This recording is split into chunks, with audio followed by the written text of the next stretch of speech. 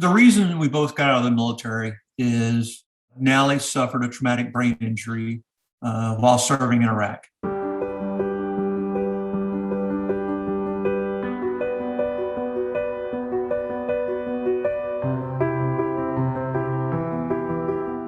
It was during her first tour. She probably suffered a traumatic brain injury, but it went undiagnosed.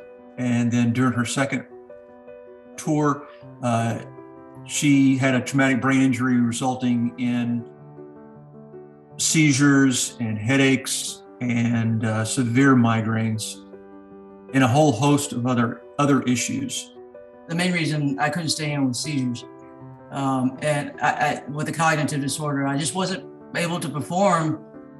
I was still performing at 100%, but it was taking me a lot more to perform at that level. And it was hard. It was very difficult.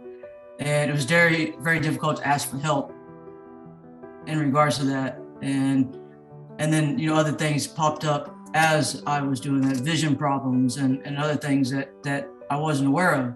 Because of her injuries and inability to continue on at the level of performance that she wanted, she went through the med board and then she was medically retired from the Army.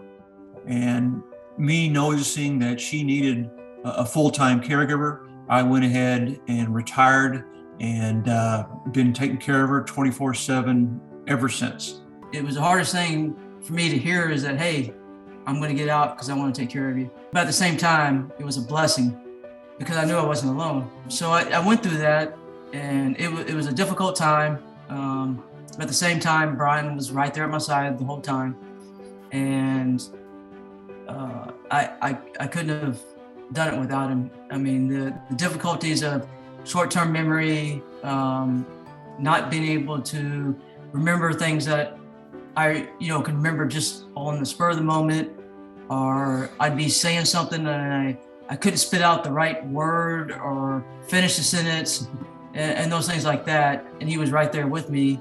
Or I couldn't remember it. I'd leave the stove on and here he is coming up behind me, and I wouldn't ask for help, but he was there right there with me. And at first it was frustrating because here he is tagging along or answering my questions or filling in the blanks. And I was like, don't do that.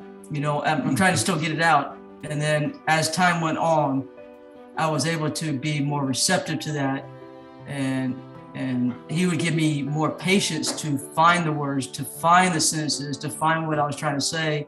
And then if I couldn't, then I would be able to ask him a little bit more easier. It's hard to be able to have to be medically discharged. And I knew there was going to be no purpose in my life anymore. And finding that purpose is very difficult. I think sometimes now I'm still trying to find that purpose, but my purpose right now is being with him and being the best wife I can. She does a great job. BrainLine is powered in part by Wounded Warrior Project to honor and empower post 9/11 injured service members, veterans, and their families.